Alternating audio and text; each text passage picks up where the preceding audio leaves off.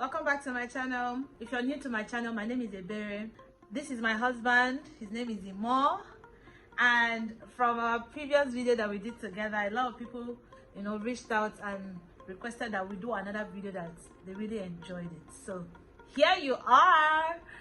So let's get into it, guys, quickly. On Berry's couch, I am going to be talking about how our lives changed after we had our baby. So basically, when we were expecting our baby, as a new parent or first-time parent, we were so excited. So everything was put in place, from the baby's clothes, the baby's cot, literally everything. When the baby finally came,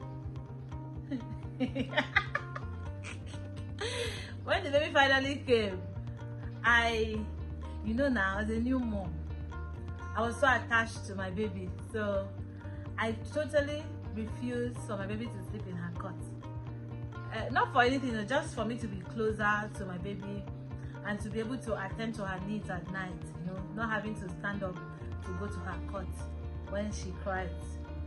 So, and we have a very big bed, don't get me wrong, in our room, but my husband totally refused to stay on the same bed with us because he felt that when he sleeps at night and he doesn't know where his long legs are, that he was going to mistakenly step on the baby. So he decided to get a mattress, and he was sleeping on the floor from day one. For more than 2 years. Whose fault was that? I slept on the floor for more than 2 years. Why are you dragging the I phone? slept on the floor. No, it's in not my my bedroom. It's not my fault that he decided to sleep on the floor. The bed was big enough for 3 of us, but he totally refused to sleep on the floor. So how is that my fault? Because the baby totally refused to sleep in the baby bed. Whose fault is that one? You put the baby on the bed. Baby. And now it's me, but the bed can contain all of us. It's just that you don't trust your sleeping pattern. I don't. So how would I control myself when I'm sleeping? So how is that our fault? It's not our There is a bed for the baby. So guys, that was how he chose to, he made the decision solely by himself. I had no choice. To sleep on the floor. I had no choice. And I kept begging him every time. I said, at some point I started getting angry. I'm like, why are you sleeping on the floor? Because sometimes he will complain. And he totally refused. What happened when I slept on the bed? The first time I slept on the bed, what happened? I can't remember. What happened? My hand was covering the baby's face now. You wanted to suffocate my baby.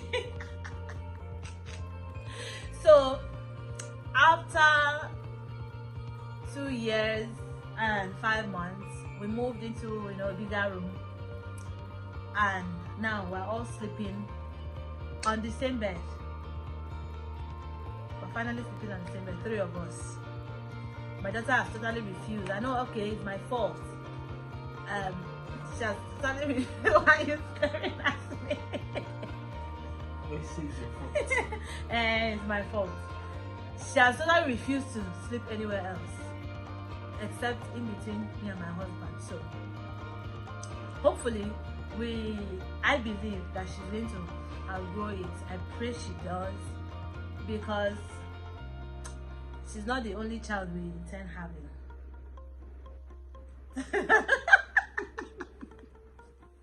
Now, why did we say this? Tell you this story first. If you are a married couple and you are first-time parents, there is no point beating yourself up, because definitely these things will happen. He used to tell his friends a lot of these stories, and it used to crack them up a lot.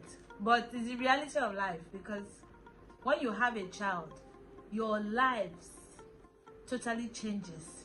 Your routine changes totally. So now it's not all about you, it's all about the child, because you have to put the baby first. You have to put the baby's needs first before your own need. So you only consider the things that is going to be good for the baby. If sleeping away from you is not going to be good for the baby, then the baby should sleep with you. After all, he or she is your baby. So these things are bound to happen. Your life totally changes. You don't make decisions without, first of all, including the baby and looking at the advantages and disadvantages. And when the disadvantages is more, you have to drop that decision because it doesn't favor the child. So another thing that happened was that when my baby, arrived, when she started growing, for my husband, I would say he has never really taken care of a child like a baby. You, because you know be picking one. You're taking care of me, of course I'm your wife, so I'm not a child. We're talking about a child here. You call the baby, won't you answer? I'm a baby now, like a big baby. Baby in love. Baby in love, not baby literally. So, like I was saying, he was having difficulties. He had to, I would say difficulties. He had to learn, from assisting me in taking care of the child. Most husbands, they feel that taking care of a child is solely the wife's duty. But it is also in the place of the woman to try and include the husband in bringing up the child. It is not a woman's duty to bring up a child. It's not solely her duty. It's the duty of the husband and the wife. Yes. So your husband cannot say, I am busy, oh, it's not my thing. No, it's nobody's thing. It wasn't my thing to take care of a child. But the child came, I brought in the child to the world. So I have to do right by that child. So you have to include your husband. Don't say, oh, my husband will not do that though. It's not, no. You're not doing that child any good, because that child needs to see the father involved more in his or her life. So you have to teach your spouses how to be involved in the child's life, from changing the child's diaper. I know in this part of the world it sounds like a movie, what I'm saying. From changing the child's diaper to assisting in taking care of the child, carrying the child for the child to sleep, to feeding. I can understand feeding. That part can be a bit difficult, especially when you have to force the child to eat, or sometimes the child will carry food in his or her mouth for a very long time. Men don't have that kind of patience. But when my daughter was growing up, my husband was finding it very difficult, to adjust. And I understood with him. And sometimes I would sit him down and explain to him that, you need to do this, you need to do it like this, you need to do it like that, So he started learning small. And and sometimes my daughter literally, I'll be sitting down with my husband and she goes into the toilet to use her potty, and she will choose to call my husband when she's done. Daddy, I'm done. Daddy, help me. And I'm there. Do you understand? She didn't just wake up to know that. It is because her father has been doing that, and she has seen that her daddy can do it. That is why she decided to call on her dad and not me. It's because when her daddy does it, it's more fun. How is it more fun? No, it's not strict. It's fun. Who is strict? No, I didn't say anyway. I'm just saying it's more fun. Like, it's like. Can you clean your poo poo? Clean poo poo. No. What was that? Okay, maybe to the child, it's different for the child, But I'm saying all this to say that once you have a child, your lives will change, and you have to change. Also, you have to change your attitude. You have to change your character. You have to change your charisma. You have to change your language. Yes, that is very important too. You have to mind what you say in front of the child. You have to be very careful, because children of nowadays, they're very sharp, they're very intelligent, and if you're not careful, you will pass the wrong things to them and they will pick it. And once they pick it, it sticks. And once it sticks, it's very hard for it to unstick. So we'll have to be very careful as parents. So the next thing I want to talk about is the way you relate with the child, because as a child they don't understand the type of plays that we understand. We are adults, so when the child wants to play with you, you have to play with the child. You yourself have to become a child to play with that child. When the child invites you for tea parties, for dance in the room, jumping around, playing, you have to oblige the child, because first of all, when you involve yourself in those activities with the child, it builds this confidence in the child's mind. The child, aside building confidence, the child will feel loved by her parents. The child will feel wanted by the parents. Not when the child comes to you and wants to play and you shush the child away. When you keep doing that, you're going to bring up a child that will be bitter, feel unloved or rebellious. Rather, you're building a resistance between this imaginary gap your child will have between you and the child.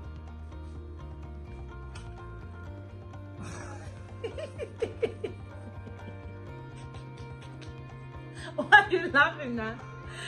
So basically, when a child is growing up, and I don't know if I've said this in my previous video, when a parent is too strict with a child, you create a gap between you and that child.